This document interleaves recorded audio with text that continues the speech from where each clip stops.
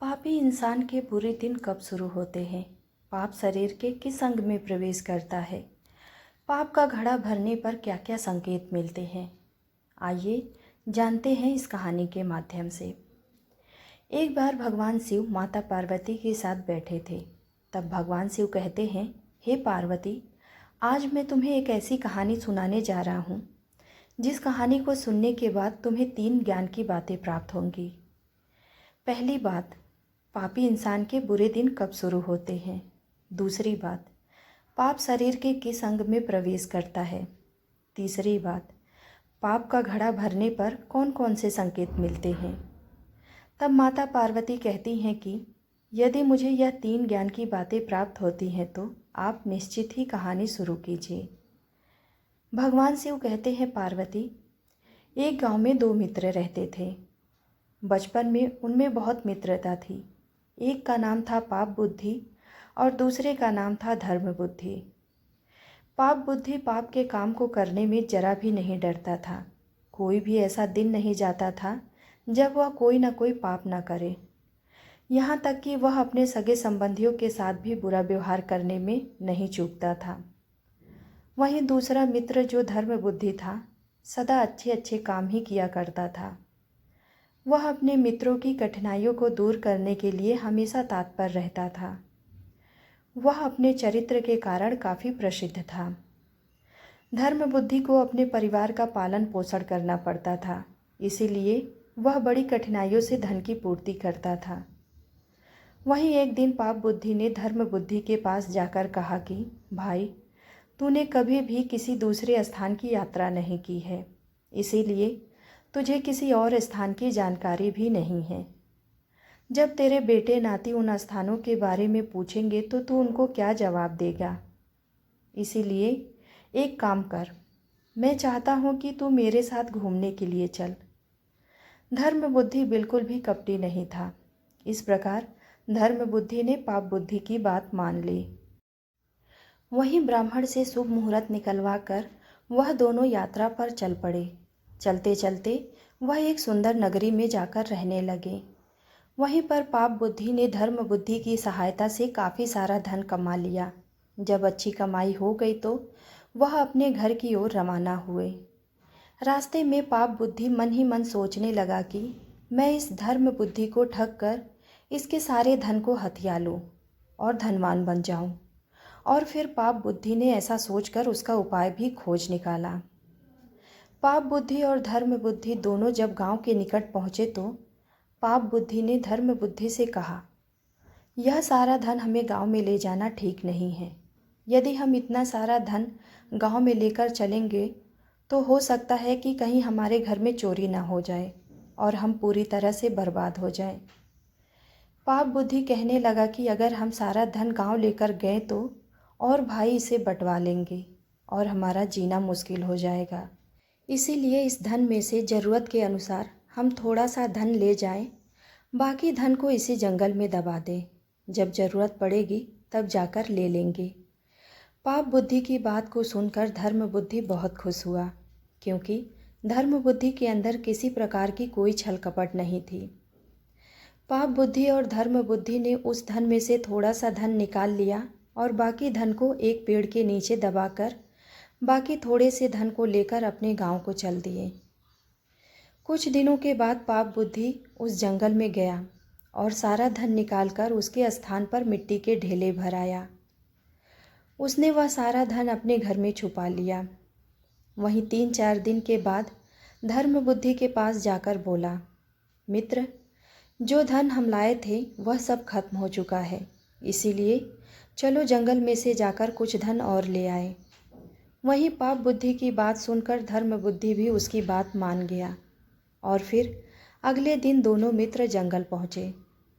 उन्होंने गुप्त धन वाली जगह काफ़ी गहरी खोद डाली, परंतु धन का कहीं पर भी पता नहीं था।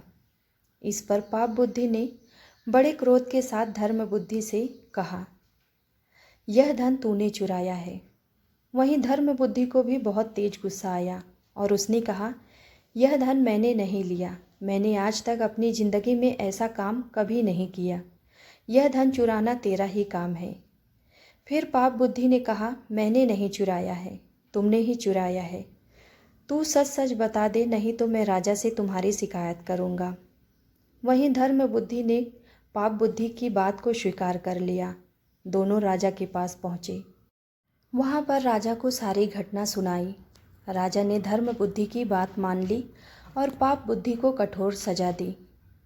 पाप बुद्धि काँपने लगा और बोला, महाराज, वह पेड़ बोलता भी है, हम वहाँ पर चलकर पूछ लें। वह हमें बता देगा कि उसके नीचे गड़ा हुआ धन हम दोनों में से किसने चुराया है। पाप बुद्धि की बात राजा ने मान ली और उन दोनों को साथ लेकर वहाँ जाने का निश्चय किया। पाप बुद्धि ने कुछ समय के लिए अवकाश मांगा और अपने पिता के पास जाकर बोला, पिताजी, अगर आपको यह धन और मेरे प्राण बचाने हैं तो आप इस पेड़ की खोखर में बैठ जाना। और जब राजा वहाँ पर पहुँचे, पेड़ से पूछे कि यह धन किसने चुराया है, तो तुम अंदर से आवाज़ दे देना कि यह सारा धन धर्म बुद्धि ने चुराया है। पाप बुद्धि की बात को सुनकर उसके पिता राजी हो गए। अगले दिन राजा पाप बुद्धि और धर्म बुद्धि को लेकर उस पेड़ के पास पहुंच गए। वहां जाकर पाप बुद्धि ने पूछा, ए ब्रिज, तू सच सच बता दे, यहाँ का धन किसने चुराया है। वहीं पेड़ के अंदर से आई आवाज़ को सुनकर राजा ने धर्म बुद्धि को कठोर दंड दिया। वहीं धर्म बुद्धि ने कहा, महाराज, आप मुझे चाहे जो भी सज़ा दे दो, मगर सज़ा देने से पहले मेरा एक काम कर दें कि मुझे इस वृक्ष को आग लगाने की आज्ञा दे दें। मैं इस वृक्ष को आग लगा दूं, उसके बाद जो भी उचित दंड होगा मैं उसे स्वीकार कर लूँगा। वहीं धर्म बुद्धि की बात राजा ने स्वीकार कर ली और राजा की आज्ञा पाकर धर्म बुद्धि ने उस पेड़ के चारों ओर मिट्टी के तेल के छींटे तथा उपले लगाकर आग लगा दी। वहीं कुछ ही क्षणों में पाप बुद्धि का पिता जलने लगा और चिल्लाने लगा, अरे मैं मरे जा रहा हूँ, मुझे बचाओ। अपने पिता के अधजले शरीर को पाप बुद्धि ने बाहर निकाला तो सच्चाई का पता चल गया। इस पर पाप बुद्धि को राजा ने मृत्यु दंड की सजा दी और वहीं धर्म बुद्धि खुशी खुशी अपने घर लौट गया। भगवान शिव कहते हैं, पार्वती, अब इस कहानी से पहली सीख मिलती है कि पापी इंसान के बुरे दिन कब शुरू होते हैं। तो समझ लो, जब इंसान के मन में लालच आ जाता है और दूसरे का दुख देखकर खुशी होने लगता है तो इंसान के बुरे दिन की शुरुआत हो जाती है, जैसे कि पाप बुद्धि के हुए।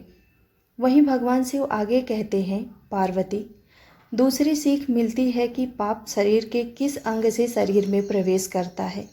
तो समझ लो, इंसान जिस अंग से सामने वाले व्यक्ति को नीचा दिखाने का प्रयास करता है, उसी अंग से पाप बुद्धि में वृद्धि हो जाती है और फिर धीरे धीरे उस व्यक्ति के पाप का घड़ा भरने लगता है।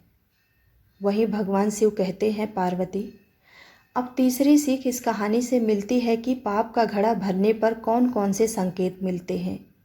तो समझ लो, जब पाप का घड़ा भर जाता है तो व्यक्ति के पतन की शुरुआत होने लगती है, जहाँ से वह कभी उभर नहीं पाता है।